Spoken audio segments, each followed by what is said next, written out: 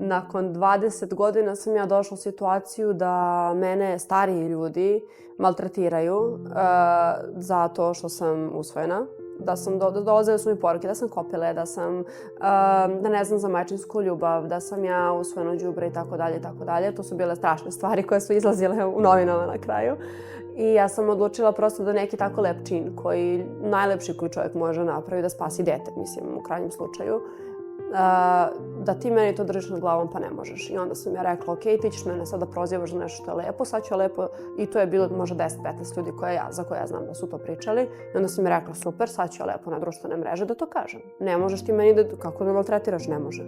To je moja, nažalost, osobina glavna. Ako mi nešto daš i ako kreneš protiv mene, verujem mi, svi će znati za to, pa makar me svi neće imati tu moć nadamnom. I onda sam ja lepo izašla i krenula to da pričam.